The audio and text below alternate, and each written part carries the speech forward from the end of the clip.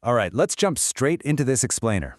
Today we're mastering natural spoken American English by unpacking a real-world workplace conversation. You know the drill. We're looking at that classic scenario of two colleagues gossiping about a new boss. But we're not just going to passively read through it. No way. We're going to break it down, absorb the key vocabulary, and literally lock it into your brain so you can pull these phrases out effortlessly at work. So here's our game plan for building that fluency today. We'll start with a complete conversation, do some listen and repeat, then move into the memory palace technique to visualize these idioms and wrap it all up with a final vocabulary drill. Let's get into it. Step 1. The complete conversation. Okay, picture this setting. Susan and Nicole are chatting about a demanding new boss who just took over at a furniture store. Susan kicks things off with, "Nicole, have you met the new manager at the furniture store?" Now I want you to listen to that natural American intonation. Notice how the stress lands really softly on new manager and furniture store.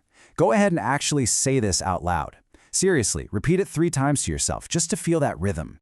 Then Nicole replies, "No, Mom. Is he nice?" And Susan gives this perfectly revealing answer.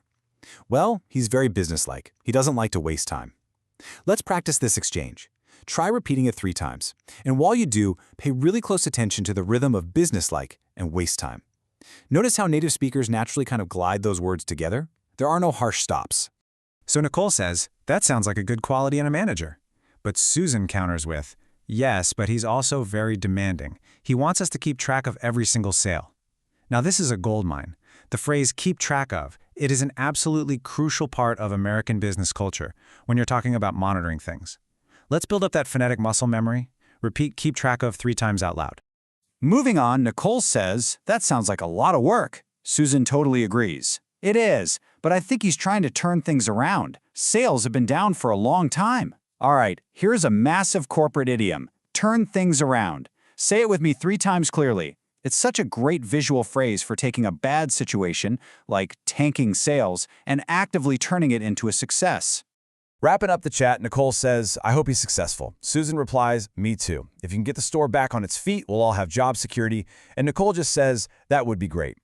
Get the store back on its feet. This is our final heavy-hitting idiom for today. Say it with me 3 times. I love this one because it paints such a vivid picture of a struggling business, recovering from a hard knock. Part 2. The memory palace. So how do we move this from short-term repetition to actual long-term retention? We use the Tony Buzan memory palace technique. It's basically using spatial memory to make this stuff impossible to forget. Imagine walking right into this new manager's office at the furniture store. I want you to mentally map out 5 specific locations in this exact order. First, the door as you walk in. Second, the manager's desk. Third, the filing cabinet in the corner. Fourth, look up at the ceiling. And fifth, look down at the floor. Got it? Fix that room securely in your mind's eye. Part 3. Visualizing the idioms. For this to work, we have to link wildly exaggerated, literally ridiculous, images to our phrases. Let's start at location 1, the door. As you walk in, picture this giant, absurd robot wearing a crisp tuxedo actively guarding the door. It's coldly checking ID badges with a laser scanner and sternly topping a clipboard. It's strict, emotionless, totally focused on the rules. This crazy image is your ultimate anchor for our first word, businesslike. From now on, whenever you hear businesslike, you're going to think of that tuxedo robot. Next, move to location 2, the desk. Imagine a massive, incredibly heavy hourglass sitting right in the middle of the desk, leaking precious golden sand. But right next to it, there's this huge, loud vacuum cleaner fighting gravity, desperately sucking up the sand before it hits the bottom. It's rushing so it doesn't waste time. See the sand? Hear the loud vacuum? That desk is your trigger for waste time. Now glance over at location 3, the filing cabinet. Honestly, this one is brilliantly weird. Picture a totally standard metal filing cabinet, except it's covered in thousands of unblinking human eyeballs. They are literally swiveling around, intensely watching every single piece of paper being filed, just so they can perfectly keep track of everything. It's a little unsettling, right? But that watchful cabinet will instantly connect you to the phrase, keep track of. Location 4. Look up at the ceiling. Suddenly, the entire office starts slowly rotating completely upside down. The desk, the robot, that creepy filing cabinet, everything is spinning a full 360 degrees right in midair.